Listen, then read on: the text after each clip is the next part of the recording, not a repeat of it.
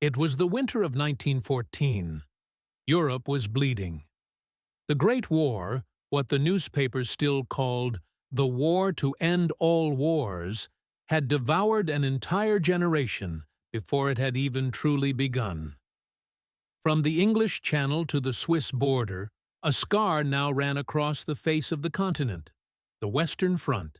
It stretched for hundreds of miles, an endless chain of trenches, dugouts, barbed wire, and mud. Between these trenches lay a strip of land so cursed that soldiers gave it a fitting name: No Man's Land. By December, the soldiers on both sides, the British and the Germans, had already seen enough horror to last a lifetime. The initial optimism that had driven millions of men to enlist was gone. Those who had once believed in glory now knew only exhaustion, cold, and fear. The front had frozen into stalemate. Each side clung to its trench lines, separated by only a few hundred yards of open ground littered with corpses, broken rifles, and shattered trees. The war that had begun with cheers and brass bands in August had turned into a grinding nightmare of mud and death.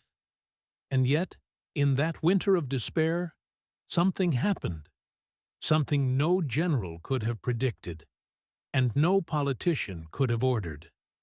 It was an act of rebellion against the logic of war, and a reminder of what it means to be human. It would be remembered as the Christmas Truce.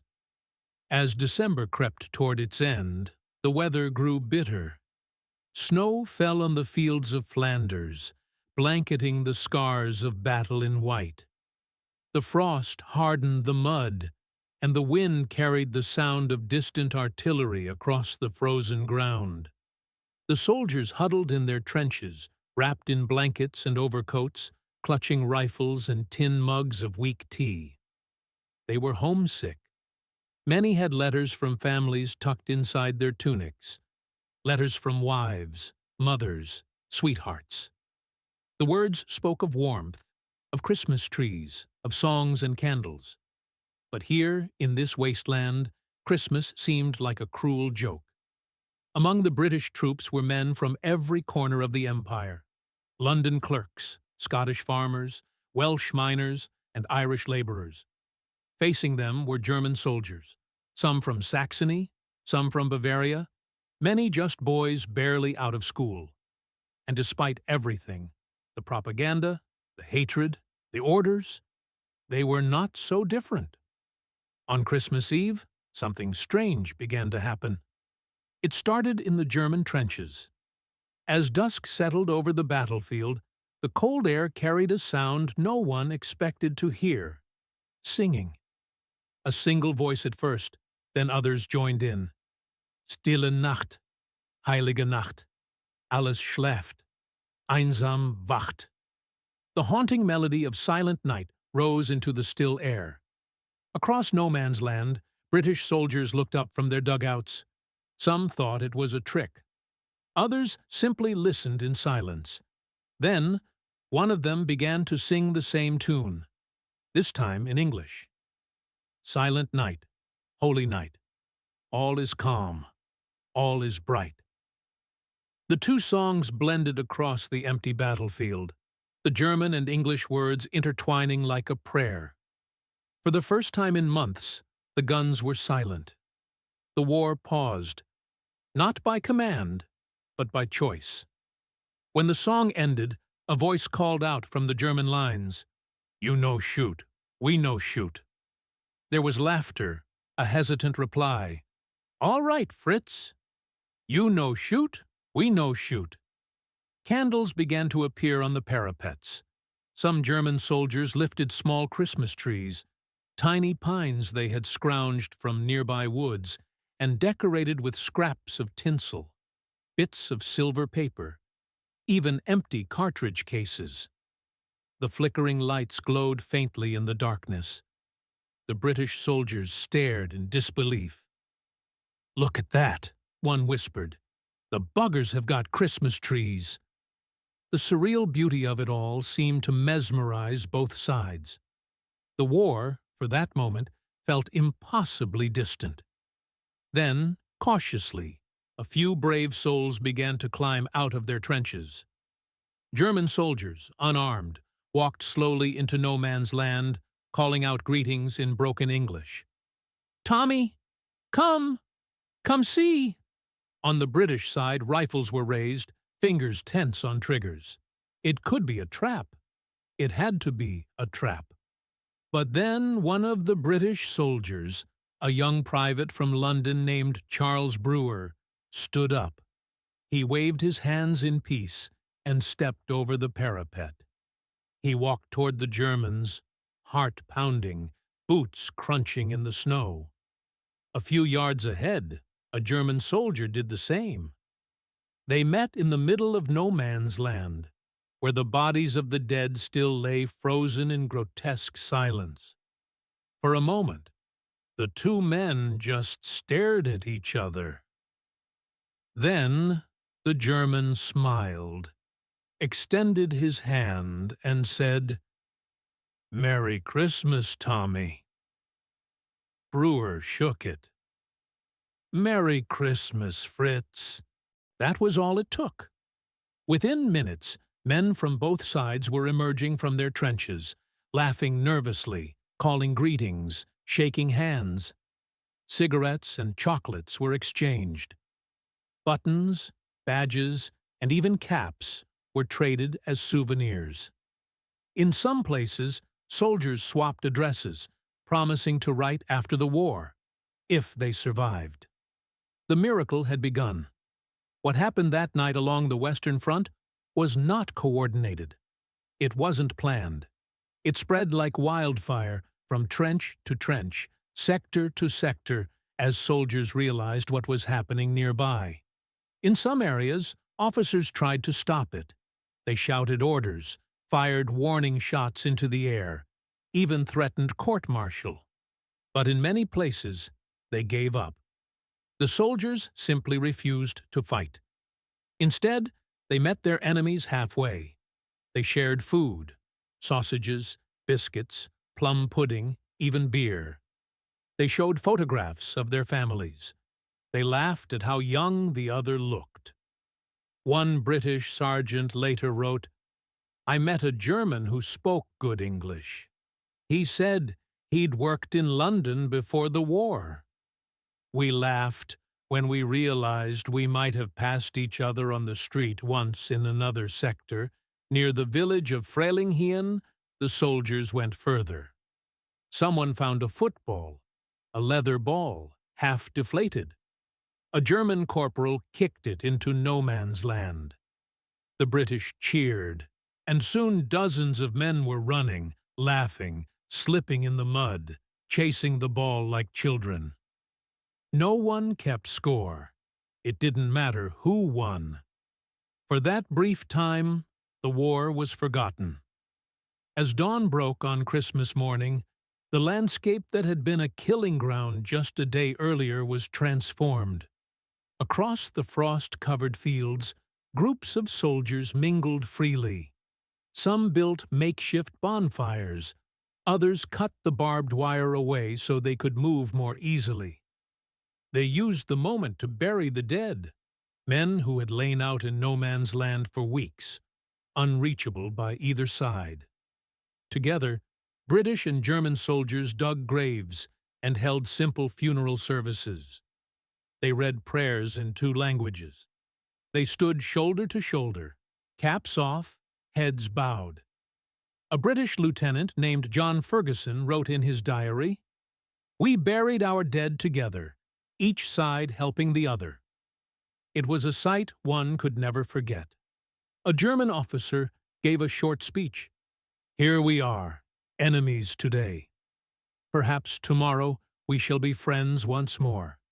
God grant it." Those words hung in the cold air like a benediction. But not everyone was pleased. When news of the truce reached the high commands, both German and British generals were furious. They issued strict orders forbidding any further fraternization. "The enemy is not your friend," one directive read. "He is trying to kill you." But for the men who had shared that night of peace, the old hatred no longer came easily. In some places, the truce lasted a day. In others, it stretched until New Year's. Even when fighting resumed, soldiers often aimed high or fired deliberately wide for a time. They could not bring themselves to kill the men they had sung with, drunk with, laughed with. A British private later confessed, "When the order came to fire, I couldn't do it. I just couldn't. I'd shared my rations with that German. He showed me a picture of his wife. How could I shoot him?" The story of the Christmas truce spread quickly. At first, the press barely mentioned it. The military censors tried to suppress reports, afraid it might undermine morale. But letters sent home told the truth. Soldiers wrote to their families describing the miracle they had witnessed. One British soldier, Private Frederick Heath, described it best. "The night was still and clear. The Germans began to sing carols, and we replied. Then they shouted for us to come out, and we did. There we were, shaking hands in the moonlight. They gave us sausages, and we gave them chocolate. Never was there such a Christmas." In Germany, some newspapers denounced the event as unpatriotic. Others printed quiet tributes. One editorial simply read, "Even in war, the spirit of Christmas lives." Historians still debate how widespread the truce was. Some say 20,000 men took part. Others claim over 100,000. What is certain is that it stretched for miles, from the Ypres salient to the Somme. Each account differs slightly, but the essence remains the same. In the darkest winter of the war, humanity refused to die. Not every soldier joined in. In some sectors, the shelling never stopped. There were commanders who forbade any contact with the enemy. But where it did happen, it left an indelible mark on everyone who witnessed it. Years later, long after the guns had fallen silent, veterans still spoke of that night as the most extraordinary moment of their lives. One German soldier wrote, "It was as if the Lord himself had descended upon the earth." As time passed, the war grew only darker. By 1915, both sides had banned all fraternization. New weapons, poison gas, flamethrowers, heavy artillery, turned the front into a slaughterhouse. The camaraderie of that Christmas would never be repeated. But the memory lingered, like a candle flickering against the wind. Men who survived the war carried it with them for the rest of their lives. In the decades that followed, when they spoke of that night, their voices softened, their eyes grew distant. They remembered the laughter, the singing, the handshake across the barbed wire. They remembered what it felt like to be human again. Some stories from that night became legends. There was the tale of a young British soldier who met a German baker in no man's land. The German offered him a loaf of bread still warm from his trench stove. In return, the British soldier shared his rum ration. They toasted to peace, laughed, and promised to survive. Months later, that same British soldier recognized the baker through his rifle scope. He couldn't pull the trigger. Instead, he fired high, watching the German drop to the ground unharmed. "Maybe he did the same for me later," he would write. There was another story, one that gave rise to the title of this film, about the soldier who saved his enemies. In one sector near Messines, a German patrol accidentally wandered too close to the British line after the truce had ended. Shots rang out. The Germans were pinned down, one of them wounded. A British private, who had met some of those same men during the truce, recognized their voices calling for help. Ignoring his sergeant's orders, he crawled out into no man's land under fire, dragging the wounded German back to safety. When questioned, he said only, "He was at the Christmas truce. I couldn't leave him there. No medal was given. No mention was made in dispatches, but that moment captured everything the truce had meant. The years rolled on.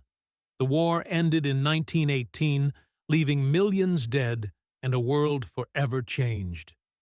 The men who had sung Silent Night across the trenches returned home, some to rebuild, others to mourn. Many never spoke of the war again, but those who did remembered that one night, not as a myth, but as a memory carved into their souls. The truce was never repeated. The next Great War, when it came, was even more brutal. By then, machine warfare, ideology, and technology had buried whatever space remained for such miracles. And yet, the story of 1914 endures, retold in books, films, songs, and monuments. It stands as proof that even when the world goes mad, compassion can still find a way. In the fields of Flanders today, the trenches are long gone. Grasses grow over the old front lines. Farmers still dig up shells from time to time, rusted relics of a war that once consumed the earth. And yet, if you walk there at dusk on a quiet December evening, when the wind is still and the sky turns to steel, you can almost imagine the faint echo of singing. Two voices, one English, one German, carried on the cold air. Sleep in heavenly peace. In 1999, a memorial was unveiled in Staffordshire, England, to commemorate the Christmas truce. It shows two hands reaching across barbed wire in a handshake. One British, one German. The inscription reads, "In memory of the soldiers who dared to celebrate peace in the midst of war." Each year, descendants of those soldiers gather there. They light candles, sing carols, and remember. Some are British, some German. They stand side by side, not as enemies, but as friends. In those moments, the spirit of that long-ago Christmas flickers alive once more. More than a century has passed, but the meaning of the truce remains timeless. It was not a grand peace treaty. It did not stop the war. It changed nothing on maps or in history books. And yet, it revealed something eternal, that even in humanity's darkest hour, decency, mercy, and hope still exist. The soldier who saved his enemies did not just save a life. He saved the idea that compassion can survive even amidst the madness of war. That night in 1914, as snow fell on the Western Front and candles glowed in the trenches, the world glimpsed what it might become if men refused to hate. For a few fleeting hours, peace was real. And though the guns roared again, the memory of that night has never died. When you strip away the flags, the orders, the uniforms, what remains are human beings, frightened, weary, and homesick. And on that frozen battlefield, they did what generals and kings could not. They stopped the war. For one night, enemies became brothers. And that is why, even now, when historians speak of that first Christmas of the Great War, they do not speak of strategy or victory. They speak of a song, a candle, a handshake in the snow, the soldier who saved his enemies, the Christmas truce of 1914.